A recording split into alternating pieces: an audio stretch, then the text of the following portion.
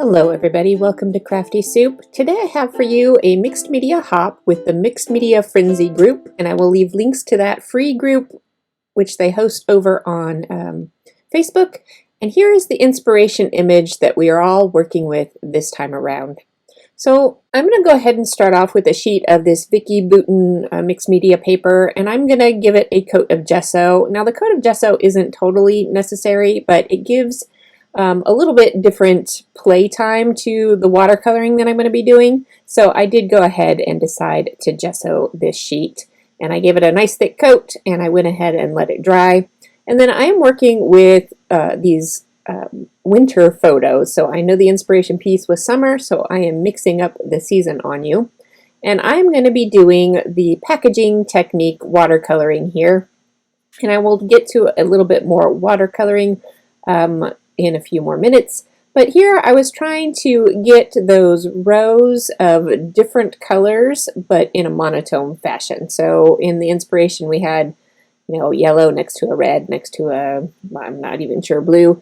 So here I'm trying to get it in a monotone fashion, and I get a little overzealous with this as I start adding things on top of it. So I start off with some rows that are a little bit different in color, and then I decided I wanted to bring in a few more colors so it's not quite so monotone-y, and I'm adding some green, and then I will in a moment here add some purple, and then it just all starts kind of looking the samey, and then I will add another layer of watercolor later to help resolve some of that.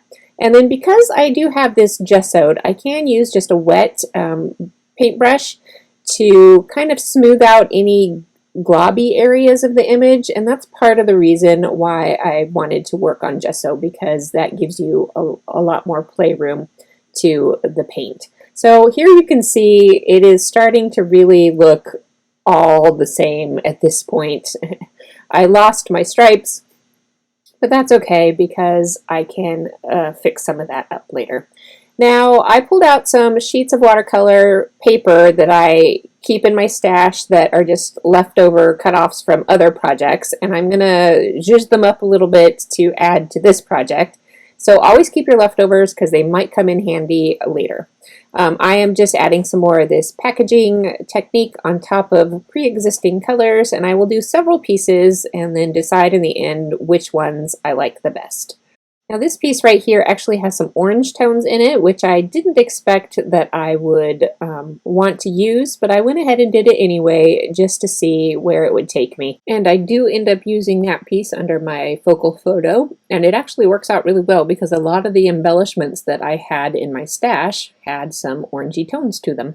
With those done, I set them aside to dry, and I go ahead and bring back my main page, and here is where I'm missing some footage.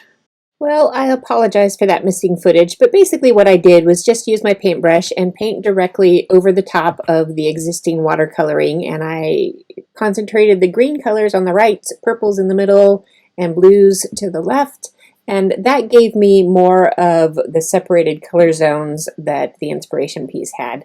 And this I made really puddly, and the reason I did that is because when those puddles dry, they leave harder edges, and you get more of an interesting dynamic feel to the piece. So I bring in the tags that I've already finished creating, and where is that footage as well? Well guys, I apologize for that footage being missing as well. I must be having some camera troubles. I'll have to double check that so this doesn't happen again. So basically what I did is I took those pieces of watercolor that I showed you and I trimmed them to be narrower than the photos they were going to go with, and edged them with some more paint and drew a circle around the hole punch, so now they are actually tags. And I offset the colors with the background colors so that they would have a little more pop to them. And then you saw me kind of go through a tray of embellishments I pulled apart for this project. But I am back here with some more parts completed. I have my tags adhered to the back of my photos, and in some cases I did have to cut those tags apart so that they would extend the entire length of the photo. I have my title letters picked out, and now I'm working on some, not ribbon, just some fibers to go on the top of my tags. And then I get everything glued down. I did add a little bit of glue to that silver metallic fibers just because they're a bit stiff and they don't stay tied nicely. And thought I was going to use a penguin and a little snowman guy, but I thought that felt just a little too cutesy for what I had going on with all this mixed media. So I set those aside and pull out some other embellishments I have. And I just start decorating up around my title and then around each photo tag. So that was just the simple embellishing around each of those items. And when I have everything kind of in place where I want it to go, I do give it a glue down. I did add some more in silver because the tag toppers are silver. I did pull in some jumbo silver snowflakes, which were cut and just in my winter supply storage. It's an older Sizzix die that I cut those with. And that keeps the embellishing pretty simple here. I almost forgot about those corrugated cloud die cuts, which I had swiped with some white pigment ink, and I had set those aside to dry. So I got those in at the last minute up there at the top, and they are hanging over the top of my page, and I'm not going to trim them off because once they're in the page protector, it won't be a big deal. So another element that I had pulled into this layout was this glitzy paper from Die Cuts with a View. And that glitter does not shed at all if you buy the glitzy paper. There are other glitter papers, but if you get the glitzy, the glitter won't shed at all. I cut out some teeny tiny snowflakes with this Fisker's punch that is ancient, but I love it for these little kind of end bits to this decorating. I did use my silver Signo pen to outline each of my photos. That gave it a little bit more pop that I appreciated. And then I am just adding some of those snowflakes that I punched out just to the top of the layout, coming off of those clouds as a small element there. And here again, I had a little bit of camera issues with the overexposure. I apologize, but the still photos coming up should be just fine.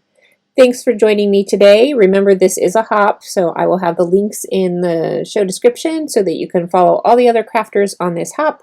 Once a month, the Mixed Media Frenzy group opens it up to anyone who's a part of the group to participate in these hops. So if you're interested in playing along, you can go join the Mixed Media Frenzy group and then sign up for the next hop, which will be at the end of October.